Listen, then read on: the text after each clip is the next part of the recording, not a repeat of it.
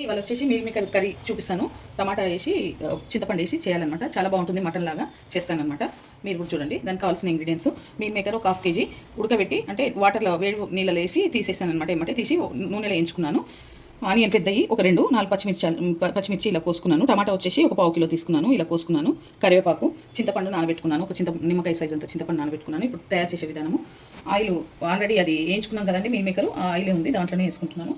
ఇంకొక పావు నూనె పోసుకుంటున్నాను. ఎందుకంటే ఈ కర్రీకి నూనె ఎక్కువ పడుతుంది. చాలా టేస్టీగా ఉంటుంది. రైస్లోకి కానీ చపాతీలోకి కానీ పుల్కాలకు కానీ అన్నింటిలో.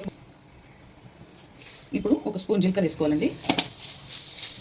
ఒక స్పూన్ ఆవాలు, ఆనియన్ పచ్చిమిర్చి వేసుకుంటున్నాను.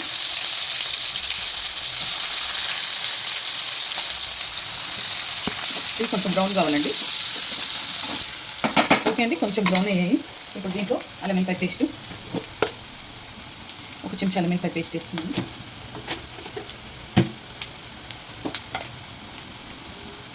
సగం చెంచా పసుపు వేసుకుంటున్నాను.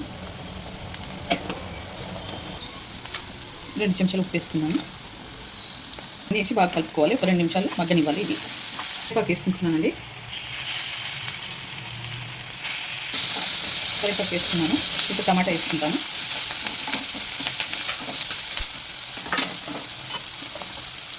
ఇప్పుడు టమాటా వేసేసుకోవాలి.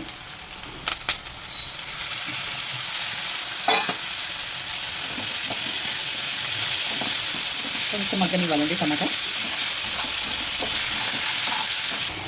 కొంచెం మగ్గినాయండి. ఇప్పుడు దీంట్లో కారం వేసుకుంటున్నాను. ఒక 3 స్పూన్ల కారం వేసుకుంటున్నాను. వేసుకొని కలుపుకోవాలి. ఒక 2 నిమిషాల నుంచి చింతపండు రసం పోసుకోవాలండి దీంట్లో. ఓకేనండి, ఇప్పుడు దీంట్లో చింతపండు రసం పోసుకోవాలి.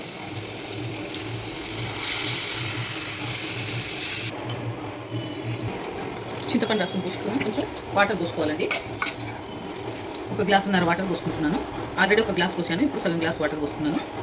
పోసుకొని ఇది మసాలా ఇవ్వాలి. కొంచెం మసాలాక మీల్ మేకర్ వేసుకోవాలి. ఓకేనండి, ఈ వాటర్ మసాలాయి ఇప్పుడు దీంట్లో ఈ వేయించుకున్న మీల్ మేకర్ అన్నీ వేసుకోవాలి.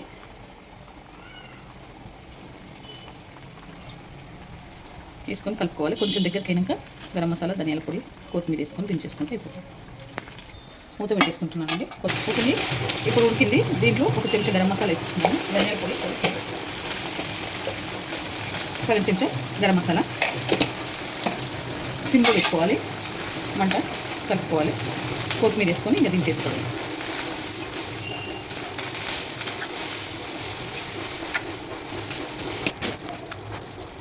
ఓకేనండి, కూర రెడీ అయిపోయింది. ఇప్పుడు కొత్తిమీర వేసుకుంటున్నాను. లాస్ట్లో కొత్తిమీర వేసుకొని ఇంకా దించేయడమే. ఈ వీడియో కనుక నచ్చితే లైక్ చేయండి, షేర్ చేయండి, కామెంట్ చేయండి, సబ్స్క్రైబ్ చేయండి. చాలా బాగుంటుంది. మీరు కూడా ట్రై చేయండి. రోటీలోకి కానీ పరాటాలకు కానీ